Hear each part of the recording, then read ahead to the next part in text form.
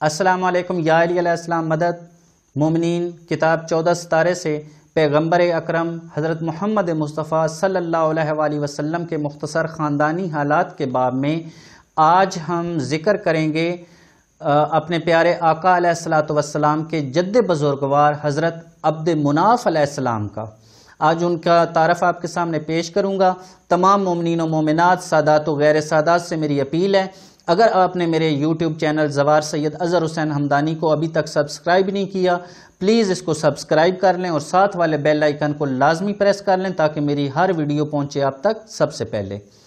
جی مومنین، تو چلتے ہیں ویڈیو کی طرف۔ اعوذ باللہ من الشیطان الرجیم، بسم اللہ الرحمن الرحیم، الصلاۃ والسلام علی اشرف الانبیاء والمرسلین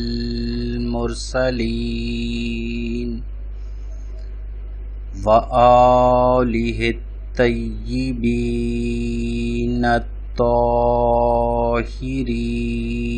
المعصومین،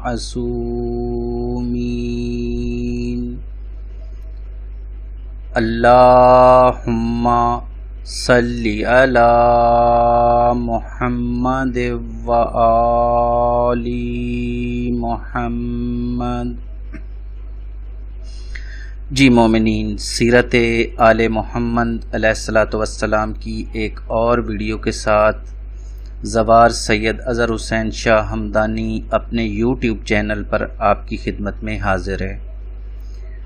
آج کی ویڈیو میں کتاب 14 ستارے سے ہم پیغمبر اسلام حضرت محمد مصطفیٰ صلی اللہ علیہ وآلہ وسلم کے مختصر خاندانی حالات کے چیپٹر میں آج ذکر کریں گے پیغمبر اسلام حضرت محمد مصطفیٰ صلی اللہ علیہ وآلہ وسلم کے جد بزرگوار حضرت عبد مناف علیہ السلام کا۔ جی مومنین، صاحب کتاب لکھتے ہیں قصی کے 6 بیٹے تھے، جن میں عبد الدار سب سے بڑا اور عبد المناف سب سے لائق تھا۔ انہوں نے مرتے وقت بڑے بیٹے کو تمام مناصب سپرد کیے، لیکن عبد مناف علیہ السلام نے اپنی لیاقت کی وجہ سے سب میں شرکت حاصل کر لی۔ یہ قریش کے مسلم السبوت سردار بن گئے۔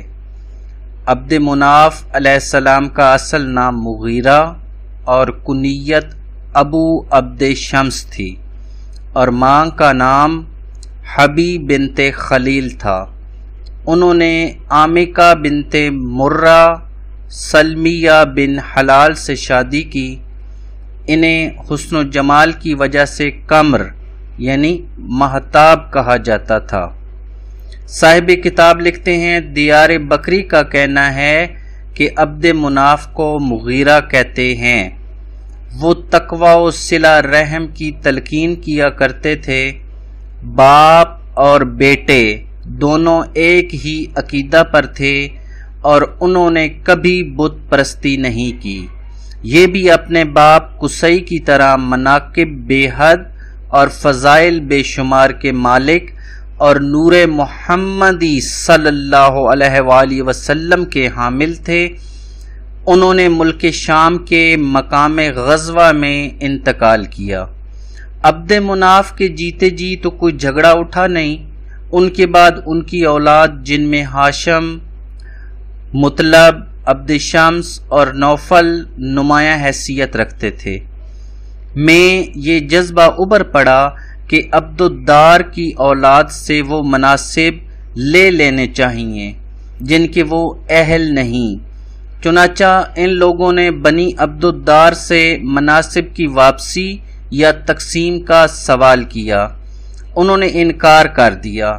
اس کے بعد جنگ کا میدان ہموار ہو گیا۔ بالآخر اس بات پر صلح ہو گئی کہ رفادت سقائیہ کی قیادت بنی عبد مناف کے قبضہ میں ہے اور حجابت اور لوا برداری کا منصب بنی عبد الدار کے پاس رہے اور دار الندوہ کی صدارت مشترکہ ہو۔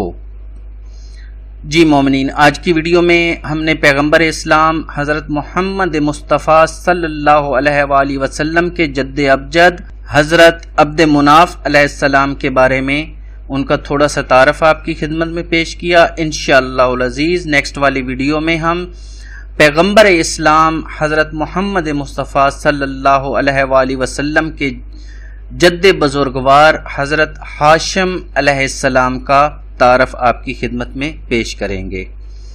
تو مومنین، آپ سے میری گزارش ہے، اگر آپ نے ابھی تک میرے یوٹیوب چینل زوار سید اظہر حسین ہمدانی کو سبسکرائب نہیں کیا تو برائے مہربانی اس کو سبسکرائب کر لیں، ساتھ والے بیل آئیکن کو لازمی پریس کر لیں اور آل کے آپشن کو سلیکٹ کریں تاکہ میری ہر ویڈیو پہنچے آپ تک سب سے پہلے۔ تو اس کے ساتھ آپ سے اجازت چاہتا ہوں۔ والسلام علیکم، توفیٰ یا علی علیہ السلام مدد۔